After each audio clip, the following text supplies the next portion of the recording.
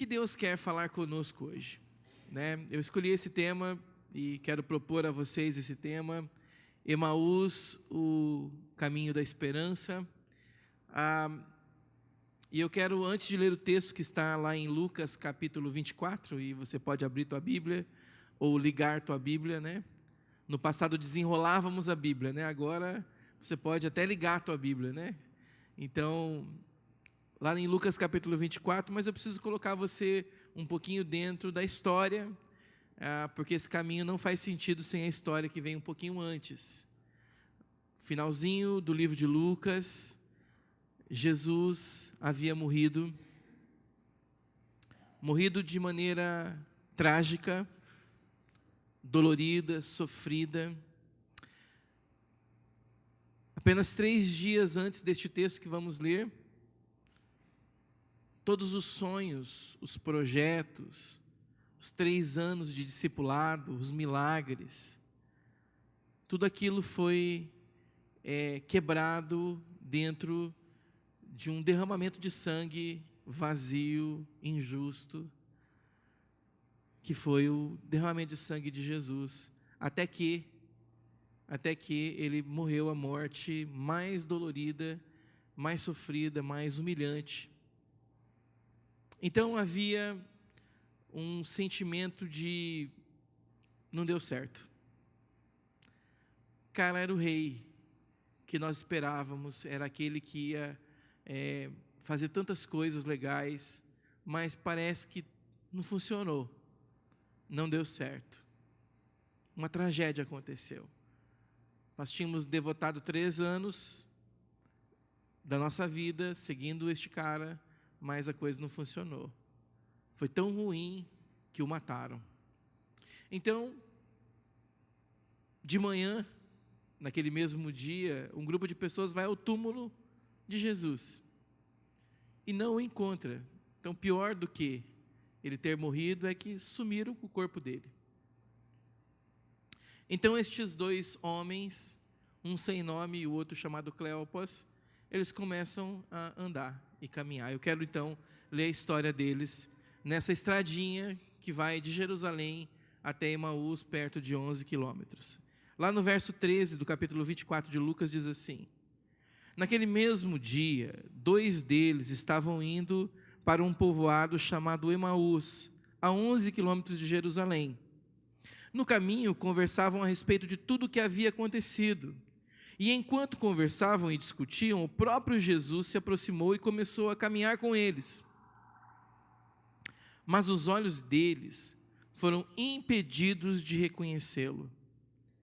Ele lhes perguntou: sobre o que vocês vêm discutindo enquanto caminham? E eles pararam, com os rostos entristecidos, e um deles, chamado Cleopas, perguntou-lhe: você é o único visitante em Jerusalém que não sabe das coisas que ali aconteceram nesses dias? Que coisas? Perguntou ele. O que aconteceu com Jesus de Nazaré? Responderam eles. Ele era um profeta, poderoso em palavras, em obras, diante de Deus, de todo o povo. Os chefes dos sacerdotes e as nossas autoridades o entregaram para ser condenado à morte e o crucificaram. E nós esperávamos que era ele que ia trazer redenção a Israel. E hoje é o 3º dia, e desde que tudo isso aconteceu, algumas das mulheres entre nós nos deram um susto hoje. Foram de manhã bem cedo ao sepulcro e não acharam o corpo dele. Voltaram e nos contaram que tinham tido uma visão de anjos, que disseram que ele está vivo. Alguns dos nossos companheiros foram ao sepulcro, encontraram tudo exatamente como as mulheres tinham dito, mas não o viram. E ele lhes disse: como vocês custam a entender e como demoram a crer em tudo que os profetas falaram. Não devia o Cristo sofrer estas coisas para entrar na sua glória? E começando por Moisés e todos os profetas, explicou-lhes o que constava a respeito dele em todas as Escrituras. E ao se aproximarem do povoado para o qual estavam indo, Jesus fez como que quem ia mais adiante, mas eles insistiram muito com ele: fique conosco, pois a noite já vem, o dia já está quase findando. E então ele entrou para ficar com eles, e quando estava à mesa com eles, tomou o pão, deu graças, partiu e deu a eles. E então os olhos deles foram abertos e o reconheceram. E ele desapareceu da vista deles. Perguntaram-se um ao outro: não estavam ardendo os nossos corações dentro de nós, enquanto ele nos falava no caminho e nos expunha as Escrituras? Levantaram-se e voltaram imediatamente para Jerusalém, e ali encontraram os 11 e os que estavam com eles reunidos, que diziam: é verdade, o Senhor ressuscitou e apareceu a Simão. E então os dois contaram o que tinha acontecido no caminho, e como Jesus fora reconhecido por eles quando partiu o pão. E enquanto eles falavam sobre isso, o próprio Jesus apresentou-se entre eles e lhes disse: a paz seja com vocês. Querido Deus, obrigado por este texto tão lindo, tão profundo, essa história tão importante da Tua Palavra. Obrigado porque o Senhor sempre nos lança um novo olhar sobre os textos vivos da Tua Palavra. E eu oro para que o Senhor nos segrede os Teus segredos. Tenha liberdade de, através do Teu Espírito, entrar onde eu não consigo entrar. E selar esta palavra nos nossos corações. Em nome de Jesus. Amém. Eu sempre olhei para esse texto de Emaús como um texto difícil e triste. Porque eu fico pensando assim: esses caras estavam desanimados, né? Não prestaram atenção no que Jesus tinha dito, não entenderam a história, e ao não entender a história, então eles estavam indo embora. A Bíblia não fala se eles estavam voltando ou se eles estavam indo, né? Mas a aparência é de que eles estavam voltando para casa, de que as coisas não estavam mais funcionando, então estamos voltando. Mas nos últimos dias eu tenho estudado, relido, e tentado lançar um novo olhar sobre o mesmo texto. E encontrei dentro do texto da história do caminho de Emaús um caminho de esperança e não um caminho de tristeza. Todos nós já pensamos ou já ouvimos alguém dizendo: estou com uma vontade de sair correndo e ir embora. Você nunca ouviu isso?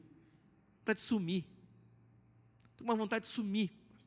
Muitas vezes no gabinete pastoral, pastor, sabe o que eu quero hoje? Eu quero desaparecer, eu quero sumir, eu quero ir para um lugar que ninguém me conhece, né? Quantos de nós, talvez você já passou por isso também, né? De falar assim: eu quero sumir hoje, eu quero virar um pum, desaparecer, pronto, acabou, quero sumir.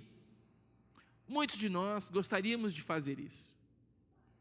Mas geralmente essa vontade vem quando nós chegamos numa situação que alguns escritores chamam de situação de fronteira. Um lugar onde nós passamos um sofrimento, uma luta, uma dor, um lugar de decisão, um lugar onde você está, onde você precisa tomar algumas decisões que você não quer tomar algumas posturas que você não gostaria de tomar, e por causa daquela pressão, você quer sumir, desaparecer. Momento de fronteira. Esses meninos estavam vivendo isso. O negócio deu errado, não funcionou, perdemos tempo, vamos embora. A injustiça vence, o mal vence, as coisas não funcionam sempre como deveriam funcionar. E pasmem, isso não é coisa só de gente velha não, viu? Não é coisa só de gente que está na meia idade como eu.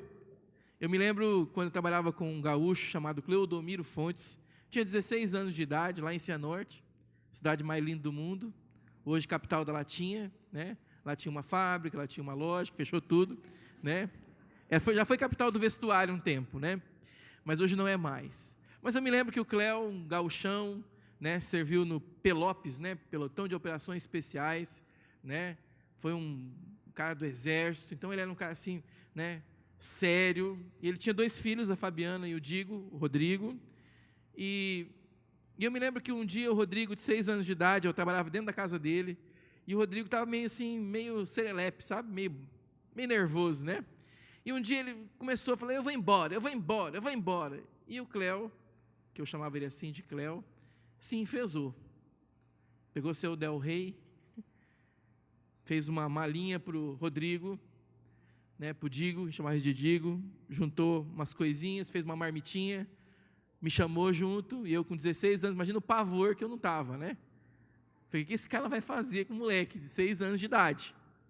E nós fomos então para uma região rural, onde ele tinha uma chácara por perto ali, e ele então abriu a porta do carro, e o menino em prantos, chorando, berrando dentro do carro, abriu a porta do carro naquela estrada de terra, falou, desce aí. E ele desceu, e pasmem, nós saímos com o carro, e deixamos o Rodrigo lá no meio da terra. Obviamente, deu uns 4, 5 minutos, a gente voltou, né? Foi lá até lá na frente, deu uma volta, voltou. Então, o Cléo desceu do carro e falou, tá bom para você agora? Você vai mesmo querer ir embora? Não quero não. Entra dentro do carro, enxuga a lágrima, né? Engole o choro. O pai falava isso, né? Cleozão falava isso também. Engole o choro. E fomos então. Então, isso não é um privilégio de gente mais velha, é um privilégio. Todos nós passamos por momentos de fronteira. Todos nós passamos por um Emaús, por um dia onde você diz assim, eu quero sair fora, eu vou andar, eu vou caminhar. Pasmem, o mundo vive em volta disso aí. Estava pesquisando, vocês já ouviram falar no caminho de Santiago de Compostela?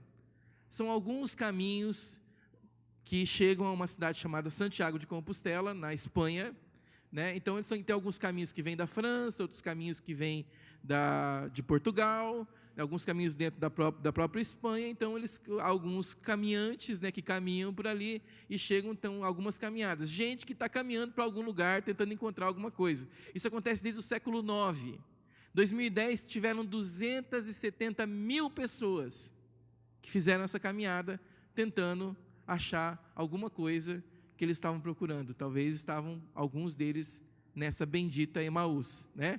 Tentando achar alguma coisa. Então eu queria propor hoje a você um olhar sobre esse texto, sobre esse caminho que todos nós vivemos, e achar neste caminho, nesses momentos de fronteira, no momento da dificuldade, das decisões, no vale das decisões, alguma esperança. Primeira coisa, primeira verdade que eu quero tratar desse texto, primeiro motivo de esperança. O caminho é um lugar de recomeço. Como assim, pastor?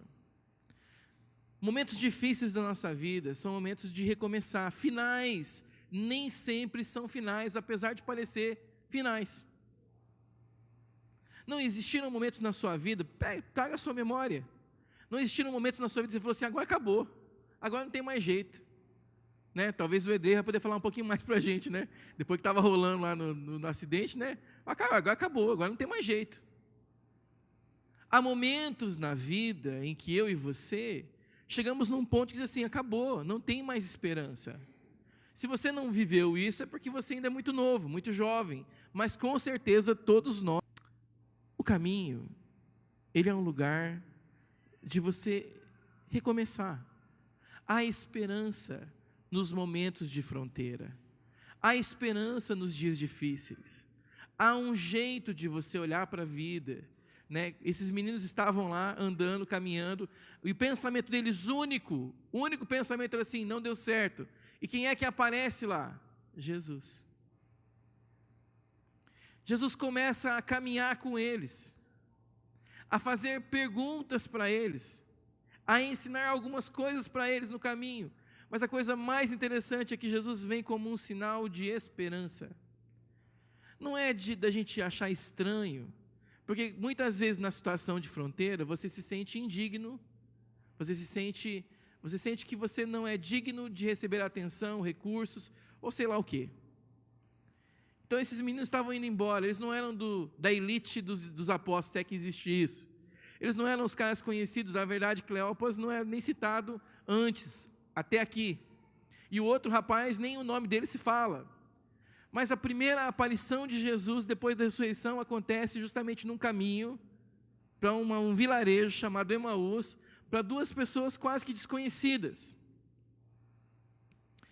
Jesus está dizendo alguma coisa para você, porque para mim ele disse. Ele falou, não importa quem você é, não importa a situação em que você está, eu venho ao seu encontro, para te dar um novo começo, um novo momento. É uma escolha. Não é por por essa sensação de que finalizou, que você ouve tanto sobre suicídio. Dá uma olhada, irmãos, quantas e quantas pessoas que chegam em momentos de fronteira na vida e dizem assim, não vai funcionar mais nada, é melhor que eu dê cabo da minha vida, porque não vai funcionar mais. É por isso que muita gente quer ir embora, quer mudar, quer sair do país. Eu não sei se você quer sair do país, mas talvez por um momento de fronteira, talvez porque você não está enxergando uma direção. Talvez você fez uma faculdade, 2, mestrado, doutorado, descobriu, meu Deus do céu, não é esse o lugar que eu tinha que estar, e agora? Como é que eu digo para os meus pais que todo o dinheiro que eles investiram, por água abaixo? Como é que eu recomeço isso? Um passo por vez. O barulhinho né? Tem aquele barulhinho da caminhada, da chinela batendo, né? Tatac, tatac. Um dia por vez. Você já ouviu falar de um prêmio chamado Prêmio Nobel? Já ouviram falar? Quantos aqui já ouviram falar do Prêmio Nobel? Prêmio Nobel da Paz, Nobel Nobel de Matemática, Nobel de Medicina, né? Tem vários prêmios Nobel. Você sabe a origem do Prêmio Nobel? O cara que concebeu esse negócio chamava Alfred Nobel. Alfred Nobel viveu em meados do século XIX. E pasmem, sabe o que ele fazia? Ele fabricava armas. Ele era milionário. Ele foi um dos grandes inventores, e um dos grandes inventos nessa questão bélica vem de Alfred Nobel, que foi a dinamite. Ele também fabricava explosivos que não tinham fumaça. Isso em meados do século XIX, 1800 e tarará. Mas um belo dia, o Alfred Nobel, milionário, um homem rico, poderoso, acorda de manhã, põe o seu roupão, pega o seu chá na Suécia, senta na sua varanda, pega o periódico, o jornal do dia e pasmem, o que está escrito lá? Alfred Nobel morreu. O grande mercador da morte foi vencido por ela. O mercador da morte morreu. Ele ficou pasmo. Isso era 1888, 8 anos antes dele falecer, de verdade. Não era ele que tinha morrido, quem tinha morrido era o Ludwig, seu irmão mais novo, em um acidente. Mas alguma coisa mudou nessa situação de fronteira, quando você se vê reconhecido como um homem da morte, o homem do mal, o homem que, que dá asco de pensar nele. Ele falou assim, mas eu posso mudar isso, nessa situação de fronteira, eu tenho uma possibilidade de recomeço. E Alfred Nobel, então, começou a trabalhar com toda a sua fortuna e investiu toda a sua fortuna, criando um prêmio que premiasse gente que tivesse uma iniciativa em prol da humanidade, em prol das pessoas. Um homem que era chamado de mercador da morte, 8 anos antes de sua morte de verdade, ele transforma a sua vida, a sua fortuna, tudo aquilo que ele ganhou, num jeito que muda a humanidade. Então, há inúmeros prêmios Nobel para coisas maravilhosas que foram descobertas e inventadas, e gente que ganha $1 milhão, que esse é o prêmio, todos os anos, lá na Suécia, se reúnem as pessoas para definir quem é que serão os ganhadores, pessoas que deram suas vidas para fazer algo que fosse em prol da humanidade. Um homem que tomou uma decisão numa situação de fronteira onde aparentemente não tinha mais jeito, ele ia mesmo morrer como mercador da morte, mas que mudou a humanidade, que mudou a vida das pessoas. Talvez você tenha alguns remédios que você hoje compra na farmácia, porque talvez um desses ganhadores do Prêmio Nobel fez uma dessas descobertas. Alguém que foi financiado pelo mercador da morte. Talvez você não soubesse dessa história, porque ninguém sabe da história do cara antes. Você só conhece a história, ele não ficou conhecido como mercador da morte. Ele ficou conhecido como o cara que fez uma das iniciativas mais em prol da vida, hoje no mundo. O caminho é um caminho da esperança, porque ele é um caminho do recomeço. É nessas situações de fronteira que Jesus nos encontra e se revela a nós. ela é as situações de fronteira, onde você tem que tomar decisões difíceis, onde você tem que repensar e talvez recomeçar tudo de novo, rebobinar toda a fita. Isso alguns não vão entender, só os mais velhos, né? Que vamos ter que rebobinar, vamos ter que refazer tudo. Nessas situações, Jesus aparece e diz: eu estou com você na caminhada. Eu estou com você na caminhada. Nesse domingo à noite, Deus me trouxe aqui hoje para dizer para você assim: não acabou. Onde você pensa que é um ponto final, eu estou colocando uma vírgula. É uma vírgula. Ainda tem algumas coisas que nós podemos continuar fazendo juntos. Talvez você não está enxergando ainda, está escuro, está difícil, está nublado. Procure ajuda, procure um bom amigo, procure na palavra de Deus algumas respostas que você ainda não tem. Deus vai te dar, eu creio nisso. Amém? Amém mesmo? Segunda verdade que eu quero falar com vocês hoje é que o caminho, além de ser um caminho de recomeço, ele é um caminho e é um lugar de aprendizado.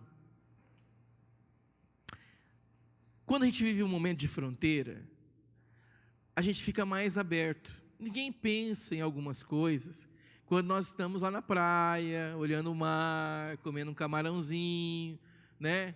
Tomando uma Coca-Cola gelada. Muitas vezes os momentos de fronteira, eles são momentos da gente nós nos autoavaliarmos, nos reavaliarmos. E o jeito de Jesus fazer é muito interessante, porque ele chega com esses meninos assim meio desanimados, né, contando história de um jeito negativo. A Bíblia fala entre os versos 17 e 21, que eles olham para ele entristecidos. Você não sabe o que aconteceu? E Jesus fala assim: me conta o que aconteceu.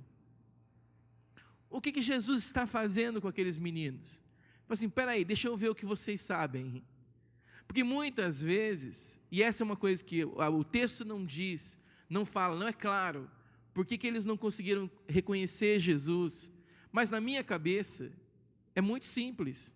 Eles estavam tão encharcados da tristeza, que eles não enxergavam mais nada além de sua própria tristeza. E muitas vezes, eu e você estamos no caminho, nesse caminho de Emaús, olhando sem esperança, e falando: a gente está encharcado, a gente está triste, a gente está cabisbaixo, a gente não consegue olhar nada, não consegue ver nada, não consegue enxergar ninguém, nada. E Jesus diz para eles assim: mas o que aconteceu? Então eles começam a contar a história. E ao contar a história, relembrar o que havia acontecido. Ele era um homem grande, era um homem de Deus, um profeta, poderoso em palavras, ele fez tantas coisas. Então eles começaram a relembrar. E muitas vezes nas nossas vidas, ao chegar nos momentos de fronteira, onde nós vamos ter que fazer escolhas, onde nos momentos da perda, da dor, da dificuldade, quando alguém morre, quando alguém adoece ao nosso lado, quando nós mesmos adoecemos, o que a gente pensa? Ah, está tudo acabado. Deus não é bom. Deus não me ama. Deus não me quer. Deus não existe. Hoje mesmo recebi um testemunho de um menino dizendo isso. Eu falei assim: depois que aconteceu uma morte na minha família trágica, por 2 anos eu tenho lutado com Deus, porque eu não acreditava que Ele existia. E agora, nesse final de semana, ele estava no acampamento, e ele falou assim: eu fui visitado pelo próprio Deus. E então eu consegui enxergar na minha história, como Deus havia falado comigo, mostrado para mim muitas coisas, me preparado para algumas coisas, mas eu estava simplesmente cego. Parece o Emaús, não parece? Você já viveu isso? Você está vivendo isso? Você não consegue enxergar Deus na tua história mais. Você não consegue enxergar aquilo que Deus já fez e está transformando este momento da tua vida em toda a tua vida, e não é verdade. O caminho, ele é um lugar de aprendizado, porque é um lugar onde nós vamos entender que experiência não é suficiente. Você ficar arrepiado na hora que o Renato toca aqui, você ficar arrepiadinho, chorar: oh, meu Deus, essa palavra de hoje é muito bom, irmão, é muito bom, mas isso não sustenta ninguém, não dá lastro. Não sei se você sabe disso, mas os navios, eles têm um tanto de água dentro deles, chamados tanque de lastro. O tanque de lastro é para quê? Para dar equilíbrio. Tem que ter peso, porque senão eles tombam. O que acontece é que nós não temos, muitas vezes nós não temos lastro mais. Nós não temos nenhum lastro. E aí o que acontece? Nós temos apenas as experiências. E as experiências na hora da tragédia, na hora da dificuldade, irmão, não funciona. Cadê o arrepio? Sumiu. Cadê o que senti aqui? Não tem mais. Cadê o choro? Não tem mais. E aí? A gente faz o quê? Quantas e quantas pessoas eu não tenho conhecido ao longo desses anos andando com Deus? Gente que acredita num evangelhozinho que parece aqueles reloginhos de Maria Mole. Sabe? Reloginho que vem em cima da Maria Mole, que não serve para nada. É uma fé pequena, fraca, baseada apenas em sentimentos. E aí você fica procurando o fogo do momento, procurando alguém que tem como é que é? A oração forte. Vou lá na irmã, porque a irmã tem uma oração forte. Irmã, isso não existe. Mas nós não conhecemos a palavra, e por não conhecer a palavra, e é isso que Jesus faz, Jesus chega para assim, rapaz, aconteceu isso, me aconteceu, e ele foi crucificado, e hoje de manhã então, as mulheres foram lá e não acharam ele, disseram que ele estava vivo, disseram, vocês não entendem nada, está escrito na ele, custa a vocês entender. E aí Jesus faz o quê? Com toda a paciência do mundo, naquela caminhada, talvez uma caminhada de 1h30, 2 horas, né? Dependendo do sol na muleira, né? Uma caminhada mais longa. Então Jesus vai caminhando com eles, peraí, você lembra que tinha umas promessas lá no... Vamos ler o que o profeta Isaías falava, né? Ó, tu, Belém Efrata, de onde que vem, né? Lembra que o outro falava? Então, o que o outro falava? E aí Jesus vai com eles, costurando, dizendo assim, aí dizia que o Messias tinha que morrer, porque ele tinha que ressuscitar no terceiro dia. Vocês estão lembrando disso? E aí, o que acontece? Quando ele parte o pão, é o Senhor. É por isso que queimava meu coração. Irmãos, o caminho é um lugar onde nós aprendemos, onde nós nos aprofundamos mais. Não é lugar de você buscar mais experiência, mas é o lugar de você buscar mais conhecimento. É na dificuldade, nessa caminhada de Emaús, no dia da tragédia, no dia do medo, é que nós vamos para a Bíblia, para a palavra de Deus, e nela encontramos as respostas. Não tem Google espiritual, irmão. O que fazer quando eu estou sofrendo? Não tem isso, irmão. Não tem isso. Não funciona assim. Não dá para você ir no Google espiritual e dizer assim, ó, grande oráculo, porque o Google virou oráculo agora, né? Sabe tudo, todas as coisas, a respeito de todas as coisas. Não tem jeito, você vai ter que ler tua Bíblia, vai ter que procurar ajuda, vai ter que vir para a escola de líderes, vai ter que ir para o teu grupo pequeno, ter que ter comunhão com os irmãos lá, e um ensinando o outro. É assim que as coisas acontecem. Eu chamo isso de síndrome de Titanic. Porque o capitão do Titanic era um cara extremamente experiente. Tinha dezenas de milhares de milhas náuticas. Ele sabia tudo o que se podia saber sobre o mar, mas ele não sabia tudo o que precisava saber sobre o navio que ele estava dirigindo. E aí, um leme pequeno, muita potência, bate em um iceberg, milhares de pessoas, 1000 e poucas pessoas morrem, maior tragédia conhecida. Quando você tem muita experiência, pouco conhecimento, é uma grande confusão. Por isso que muitas pessoas se perdem, crendo nesse evangelhozinho de Maria Mole, porque não vai dar tudo certo, irmãos. Não vai dar tudo certo. Me ouve aqui. Você pode ser sério, pode ser honesto, pode ser um cara que trabalha fiel a Deus, vai no seu grupo pequeno, vem na igreja, é dizimista fiel, faz todas as coisas certinhas, né? Não fala palavrão, faz tudo certinho. E sabe o que acontece? Você pode perder teu emprego, porque isso acontece. E Deus não deixa de ser Deus se você perder o seu emprego. Deus não deixa de ser Deus porque você tirou uma nota má na escola. Deus não deixa de ser Deus porque você fez uma escolha errada ao escolher a sua profissão e agora você está triste e vai ter que rever todas as coisas. Deus não deixa de ser Deus. Aliás, Deus é Deus em todas as circunstâncias. E Ele mesmo já disse, porque se você conhecer um pouco da palavra, se você ler a Bíblia, você vai ver que não há nenhum lugar que prometa que quando você é 100% fiel, que Deus vai te livrar de todas as circunstâncias difíceis da vida. Não existe nenhum lugar. A Bíblia diz o quê? Jesus diz assim: eu vou estar com você até o fim, até o último dia. Você vai ser meu discípulo? Eu estou com você. Se você fizer o que eu estou te mandando fazer, eu vou com você. O grande problema é, como nós lemos no texto hoje, nós chegamos na beira da água, irmão, que se você é igual eu, que não sabe nadar, você começa a apavorar. Você morre de medo. Você vai, e agora? E agora? E agora? Porque você não tem conhecimento. Porque você vai chegar em momentos que você vai chegar no fogo. E a Bíblia diz o quê? Eu vou estar com você.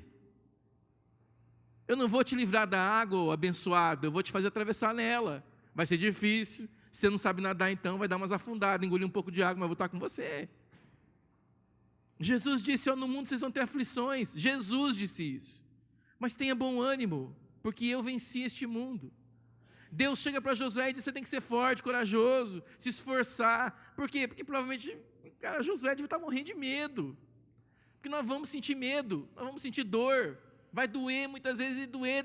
E a dor que dói em mim, a dor que dói agora é a maior dor. Sempre. Eu e você somos chamados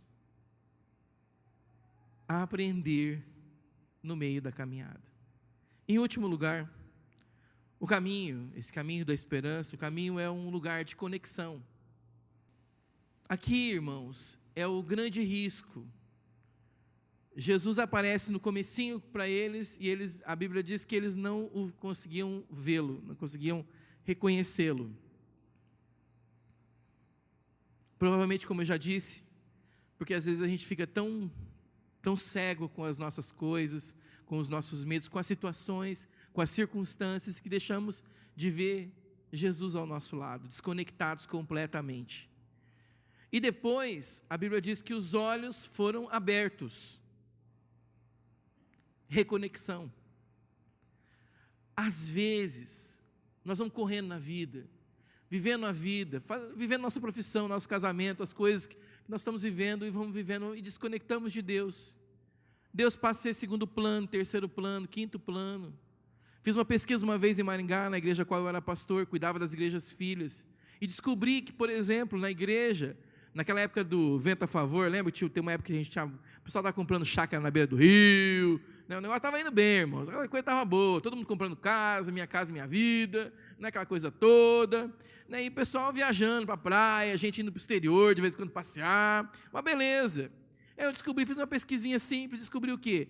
Que tinha um número de mais ou menos 30% da igreja que iam em todos os cultos aos domingos.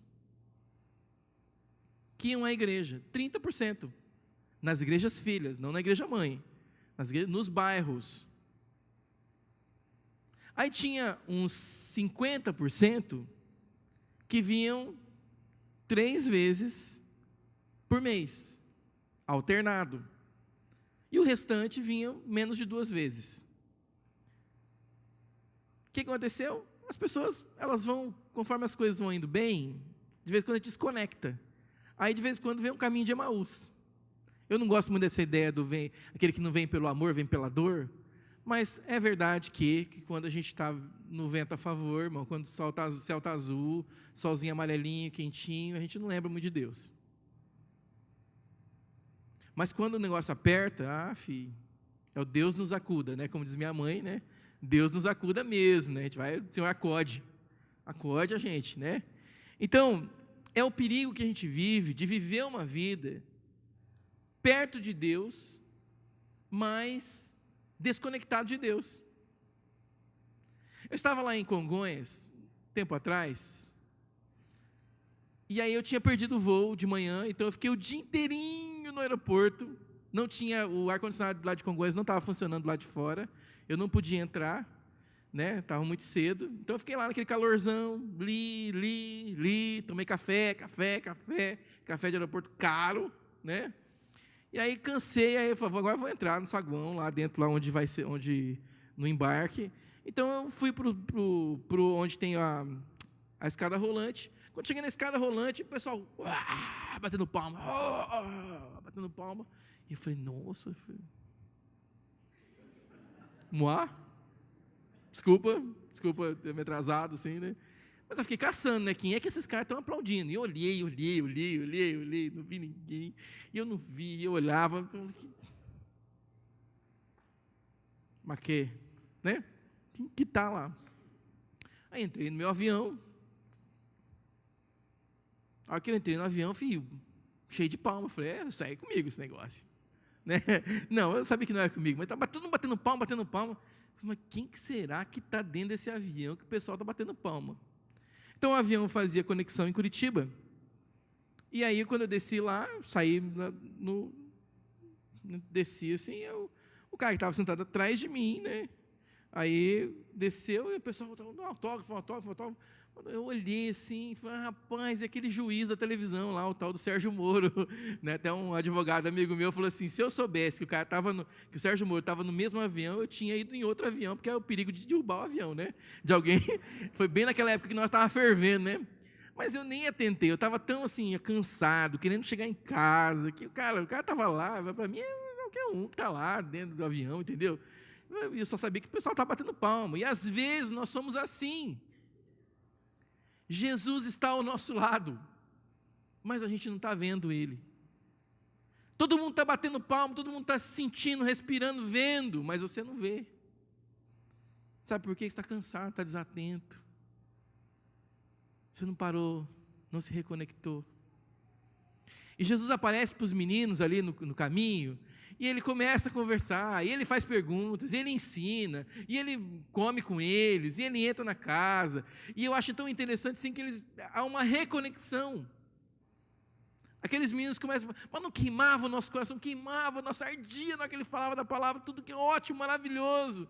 A gente entendeu de novo, e sabe o que aconteceu? Assim que eles compreenderam que Jesus estava ali, o que eles fizeram? Eles correram para a igreja. Não é prédio, eles não foram para o prédio, eles não foram na comunidade Shalom de Jerusalém, eles foram reunir com gente que amava Jesus como eles amavam, e que estavam conectados com Jesus como eles estavam, e eles chegam lá e eles se reconectam. Essa é uma das coisas lindas do caminho. O caminho, apesar de ser solitário, te levar para a solitude de vez em quando, ele nunca te deixa na solitude. Eu vou viver em casa que eu não preciso de igreja, assisto mensagem na internet, entendeu? Aí você fica ouvindo um monte de baboseiro na internet, né? E aí depois você não sabe por que não tem o negócio da, né, fezinha de Maria Mole, né? Tem nada. Então eu posso ficar lá em casa, porque na igreja dá muito trabalho, o banheiro é meio, né, mais ou menos assim, né? Às vezes o pastor Luciano deixa lá o ar-condicionado muito gelado, a gente fica meio congelando, né? Não gosta da música, então eu fico em casa. Não existe isso, irmãos.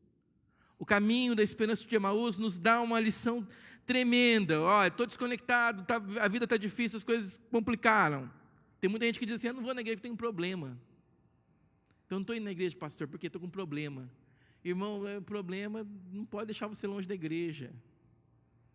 O problema tem que te trazer de novo para a igreja. Achei tão lindo a Cris, lá em Arapongas. Eu não conhecia, nunca a vi antes daquilo lá, e eu vejo como Deus faz as coisas, mas ela está buscando conexão com Deus, está indo, está tentando, e ela chegou no primeiro dia com um caderninho, com a Bíblia dela, e ela começa então a anotar, ela olha e fala, nossa, isso é tão bom, cara, e ela fala assim, tão bom, tão bom. Na outra quarta-feira ela falou, não vou no almoço, não vai dar, mas eu quero ir no estudo. Vai ter estudo? Vai ter estudo, vamos lá. Na quinta ela bate o carro, e o fato dela lembrar, dela dizer assim, olha, eu bati meu carro, deu perda total, o airbag não funcionou, mas eu lembrei de alguma coisa que funciona, vocês. Isso é conexão. Isso é conexão, irmão. Você está entendendo? Eu tenho com quem contar. Eu tenho para quem contar e com quem contar. O caminho de Emaús não é o caminho da morte, o caminho de você ficar deprimido, se entupindo de remédio, conquanto eu acho que os remédios acontecem, às vezes nós precisamos dos remédios, né? Às vezes é necessário, Mas o caminho de Emaús não é para isso. O caminho de Emaús é para te dar reconexão, para você voltar à vida, para você correr de novo, para o grupo de pessoas que ama e que se conecta com Jesus. E aí então, juntos, mudarmos a história. Sabe por que você está aqui hoje?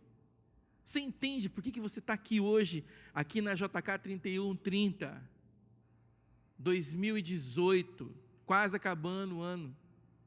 Sabe por que você está aqui?